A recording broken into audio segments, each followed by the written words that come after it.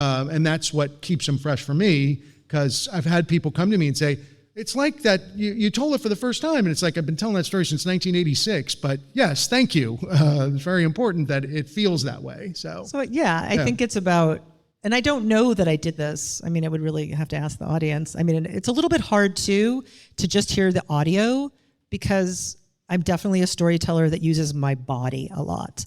And so I wanted to say, hey, you guys, at that part, I was making this really, you can't see it. You have to imagine it. I lost my train of thought. Anyhow, I love telling stories. It's fun. It's fun. It entertains me.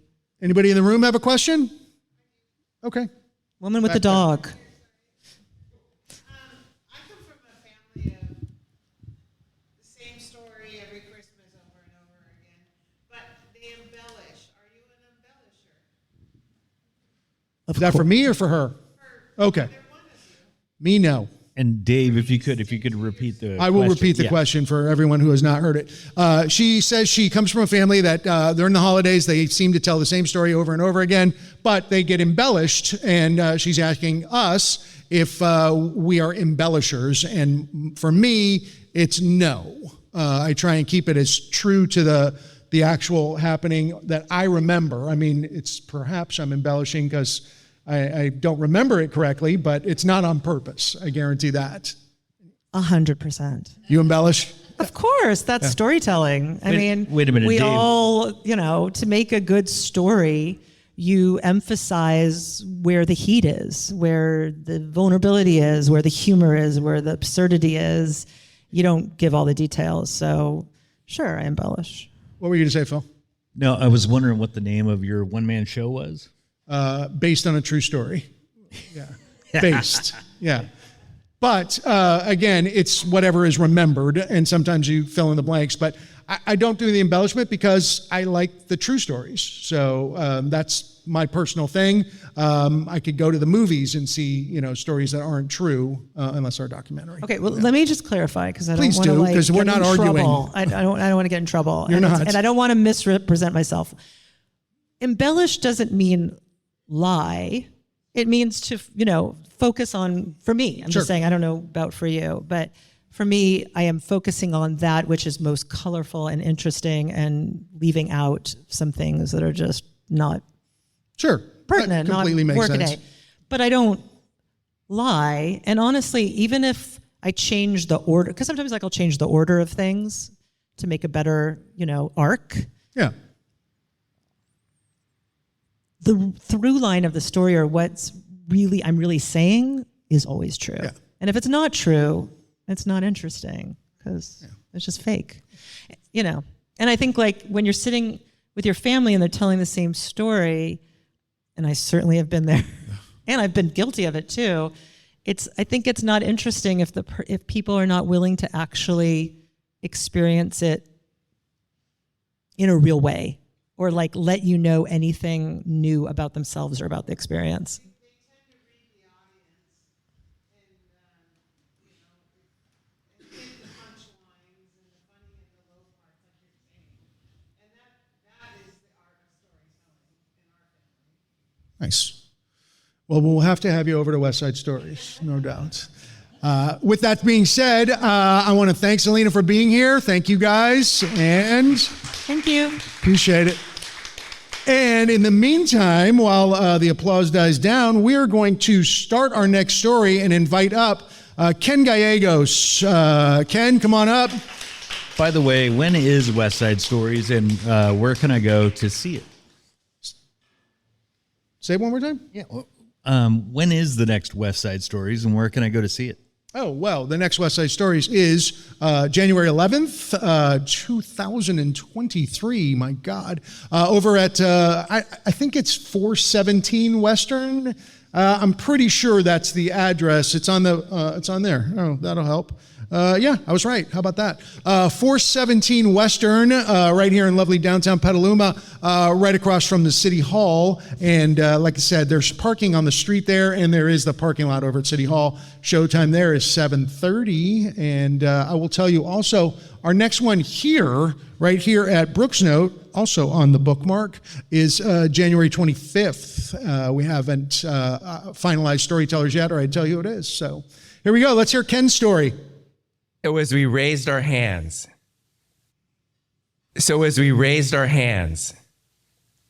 both of us wondered how our pilgrimage to Baseball Hall of Fame in Cooperstown turned so quickly to shit.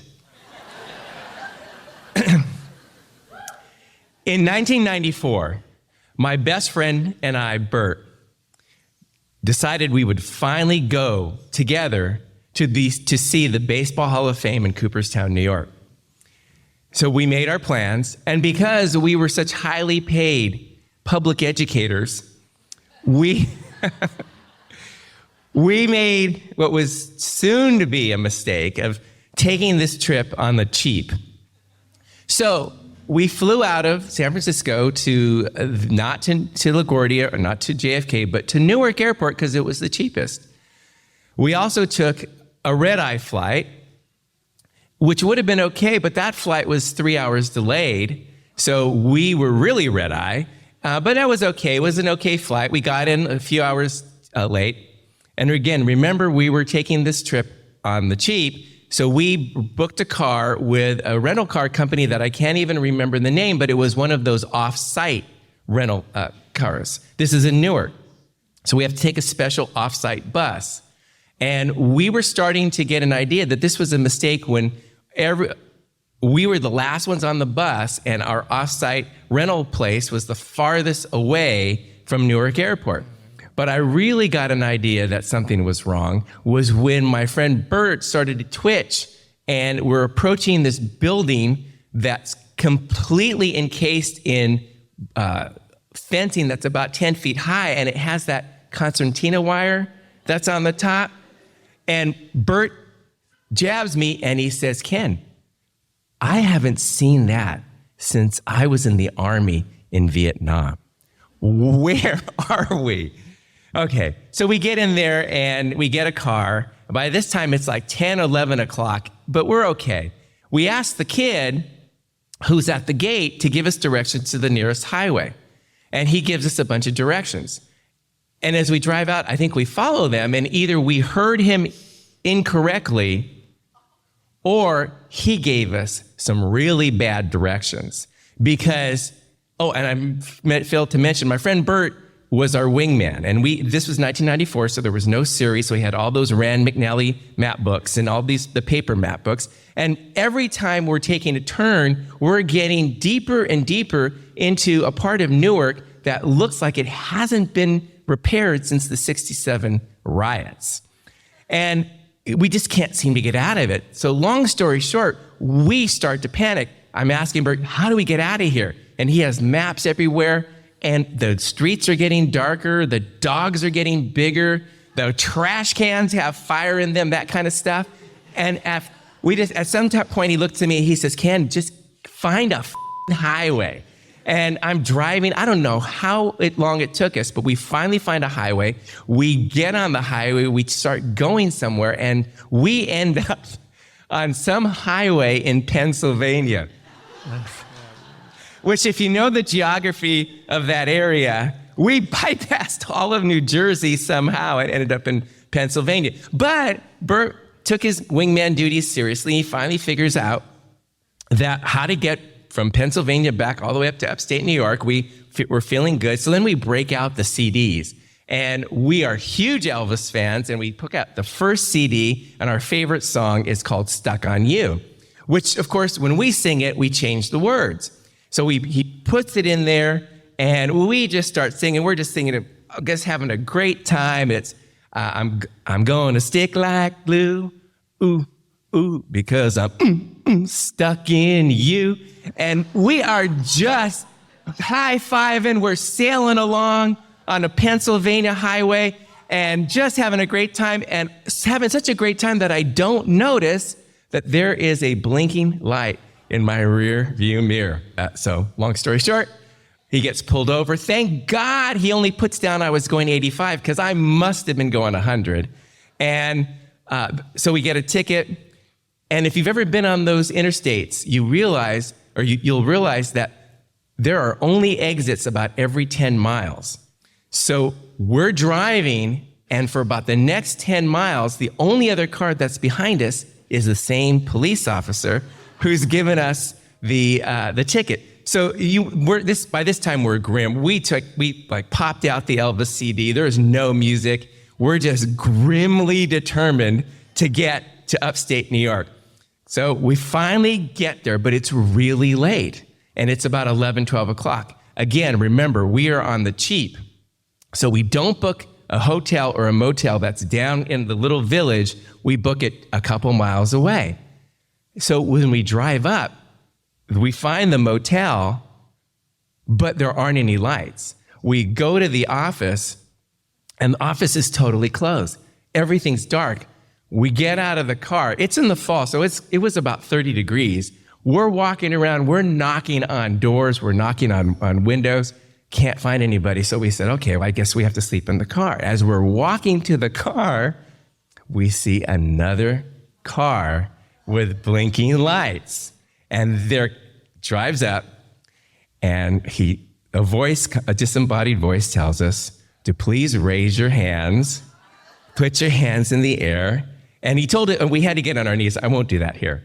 And as we look at each other, we just said, how on earth did this trip go to shit so quickly? All we wanted to do was to see the Baseball Hall of Fame, and we're going to end up spending the first night in jail.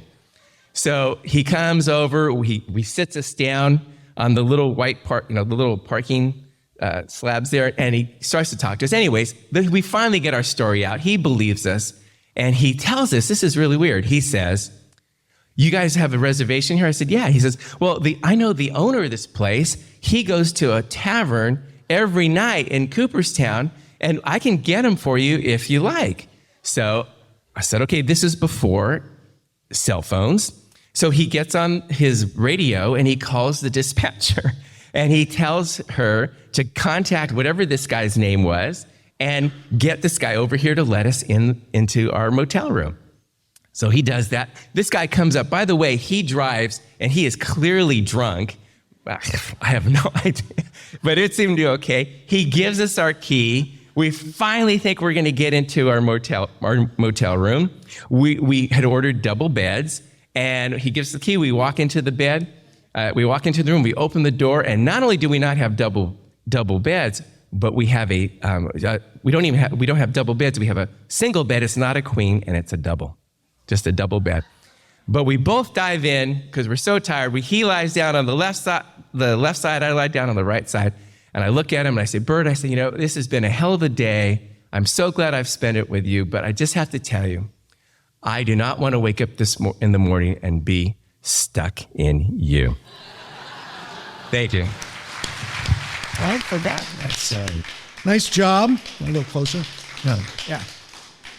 Nice job. Couple of things. It's the first time I've ever heard you swear. I mean, the 2 shits and a fuck. Very nice. Yeah. Impressive. I had totally forgotten. I told you. I mean, here's the thing, folks. If you're Facebook friends with Ken, he even puts asterisks in swear words on Facebook. So literally the first time I've ever heard it. So welcome to my world. I totally had forgotten that I told that story and totally had forgotten. Oh, is that right? I used swear words. Yeah. It was great, though. I love that story. I love the fact that the audience got it when you said highly paid public educators. Was very funny. And I think Newark is already off-site. So your whole place started off-site. Couple of things.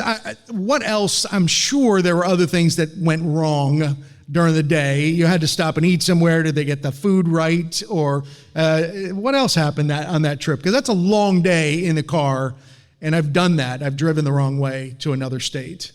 I vaguely remember I think we might have stopped off at a McDonald's, which is, as my family can attest, I mean, I never eat there. Yeah. But I remember having a fast food off the highway, and that was about it. And we never eat fast food. But it was just a nightmarish ordeal getting there. Once we got in the museum, it was wonderful. Well, we'll get to the museum because I've not been there, and that's baseball mecca. So yeah.